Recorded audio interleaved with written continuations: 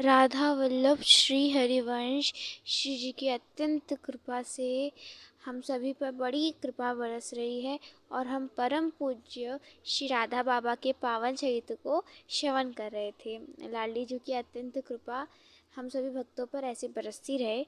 तो श्री जी की कृपा से हमने श्रवण किया था कि परम पूज्य श्री राधा बाबा यानी कि चक्रधर जी महाराज जब अपने विद्यालय में पढ़ा करते थे तो उस विद्यालय में एक साहब थे जिनका नाम था खालिक, जनाब खालिक, जो कि समय समय पे आकर उनके कक्षा में आकर हिंदू धर्म की बहुत निंदा किया करते थे। तो इस निंदा को देखकर चक्रधर जी को उनके अन्य हिंदू विद्यार्थियों को अच्छा नहीं लगता था। उन्होंने कई बार टोका भी उनको, परंतु जो खालिक साहब थे वो तो बाज नहीं आते और क्रोधित होकर और निंदा करते सनातन धर्म की और निंदा करते हिंदू धर्म की।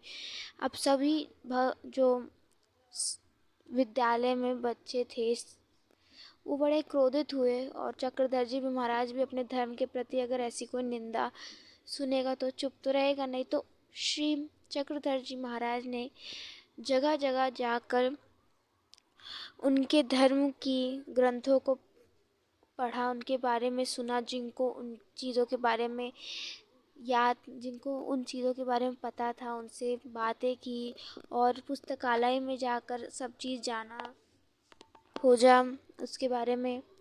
फिर उन्होंने एक बहुत ही छोटा उनके पास पूरा जो उन्होंने इकट्ठा किया उनके पास मिला, वो छोटा सा उन्होंने रखा जिसमें उन्होंने सब निंदा की बातें उनके धर्म की रखी थी और गए कक्षा में और बताया और खालिक साहब को सब सुना डाला।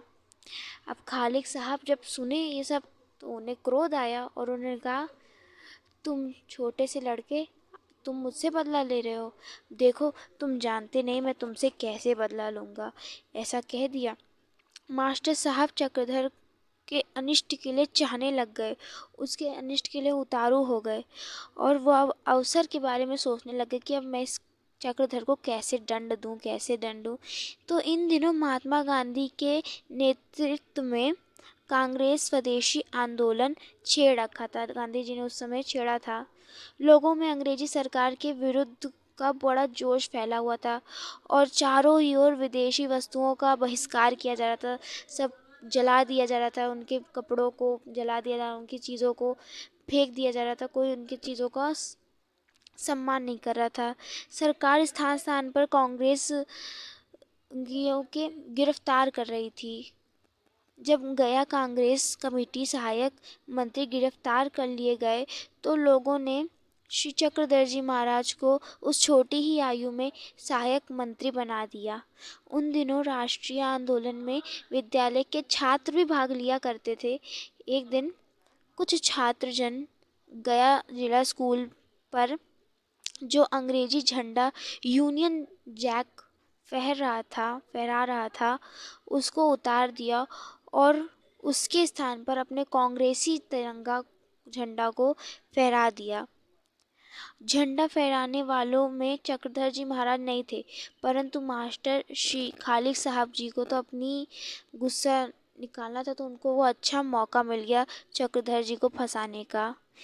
तो क्या था, खालिक साहब जी ने ये सारी बातें जाकर झूठी शिकायत कर दी कि चक्रधर मिश्र ने ये झंडा फहराया जिसे सरकारी वजीफ़ा मिलता है, उस समय की जो पैसे मिलते थे वजीफ़ा मिलता था, कह दिया कि उसे वजीफ़ा भी आपसे मिलता है और उसी ने आपकी झंडे को भी हटा दिया, ऐसा कह दिया।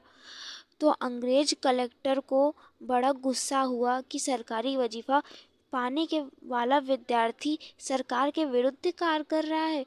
चक्रधर जी का नाम सरकार ने ब्लैक लिस्ट में लिखवा दिया। ब्लैक लिस्ट यानी जिसमें अंग्रेज विरोधी व्यक्तियों के नाम लिखे रहा करते थे। शिकायत कर चुकने के बाद मास्टर साहब ने कहा, अच्छा बच्चा, अब तुम्हें मेरा विरोध करने का मज़ा मिलेगा। देख अब मैं तुझे कैसे पढ़ने देता हूँ आगे। मैं तुम्हारा वजीफ़ा बंद करवा दूँगा और तुम्हें स्कूल से निकलवा दूँगा, ऐसा कह दिया। चक्रधर जी ने कहा, मास्टर साहब आप मेरी पढ़ाई क्या छुड़वाओगे, मैं स्वयं ही पढ़ाई छोड़ने वाला हूँ। मुझे तो देश का स्वदेशी आंदोलन पुकार रहा है।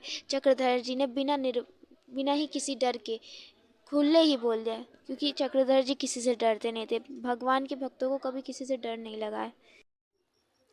तो चक्रधर जी स्वदेशी आंदोलन में बहुत ही सक्रिय रूप से भाग लेने लग गए थे। चक्रधर जी ने देश की आज़ादी के लिए क्या क्या नहीं उन्होंने किया था। उनकी देशभक्ति पूर्ण गतिविधियों को देखकर अंग्रेज जी जो सरकार थी वो उन्हें गिरफ्तार करना चाहते थे, लेकिन जो पुलिस जन होते थे उनके हाथ चक्रधर जी महाराज लगते ही नहीं थे। वो इतने चालाक थे कि वो किसी के हाथ में पकड़ाते ही नहीं थे। चक्रधर कांग्रेस के एक सक्रिय कार्यकर्ता भी थे। पुलिस उन्हें पकड़ने के लिए बेचैन रहती थी, किंतु चक्रधर जी तो चकमा देकर सबको निकल भागते थे। गया शहर की बात है। चक्रधर जी गया में फर्कपुर के राज परिवार के श्री लल्लन जी के साथ ही रह रहे थे, सबसे छुप छाप के। पुलिस को इस बात की सूचना पता चल गई थी कि ये वहाँ रह रहे हैं। सूचना मिलते ही पुलिस अचानक पहुँच गई और उन्होंने श्री लल्लन जी के घर पर डेरा डाल दिया। चक्रधर जी अब घेरे में फंस चुके थे। यह बड़ी कठिनाई का समय था, लेकिन उन्होंने अपना धैर्य नहीं खोया। यह बड़ी कठिनाई का समय था, लेकिन सच्ची सेवा भावना को भगवान की ओर से हमेशा ही सहायता मिलती रही और मिलती रहेगी भी। किसी अचित विधान के अनुसार भाग निकलने का एक अनुकूलता वाला समय आ गया, उनको मिल गया।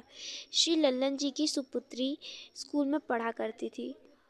उसे स्कूल ले जाने के लिए बंद दरवाजे वाली एक फिटिंग गाड़ी आती थी। फिटिंग यानी एक प्रकार की वैन ही आती थी।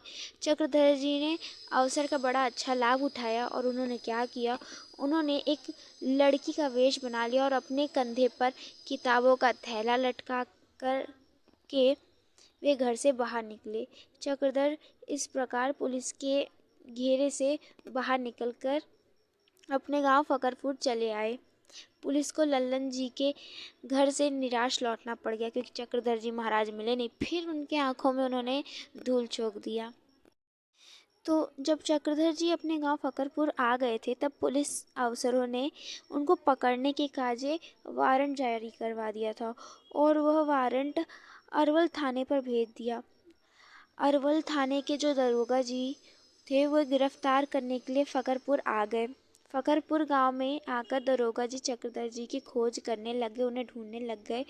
उस समय गांव के कई लड़के घर के सामने खेल रहे थे, लेकिन जैसे ही देखा पुलिस को लाल पगड़ी में, तो वे खेलना हंसना सब भूल गए और चट इधर उधर तितर बितर हो गए, यानी कि सब छुप गए। अन्य लड़के तो भाग गए, लेकिन चक्रधर जी तो अपने घर के बाहर निर्भीक बैठे रहे और हारमोनिया बजाकर मस्ती के साथ अपने देशभक्ति के गीत गाते रहे। दरोगा जी उनके पास गए और उनसे सवाल किया, चक्रधर मिश्र का घर क्या यही है? तो चक्रधर जी ने बतलाया, जी हाँ, ये चक्रधर मिश्र जी का ही घर है। उनके उत्तर में लेश मात्र का भी भय नहीं था और न हिचक ही थी। दरोगा जी ने फिर पूछा, वह इस समय क्या यही है? सहज स्वर के साथ चक्रधर जी ने उत्तर दिया, जी हाँ, अभी वे यहीं पर थे। हो सकता है वे घर के भीतर गए हों।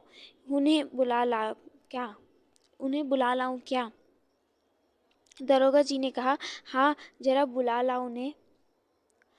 दरोगा जी के ऐसा कहने के बाद चक्रधर जी हारमोनिया को वहीं छोड़कर घर के भीतर गए और बड़े आहिस्ते से ही वे गए कमरे में, अपने घर में, और वहाँ पर उन्होंने सारे जो कपड़े पहने थे उसे उतारा।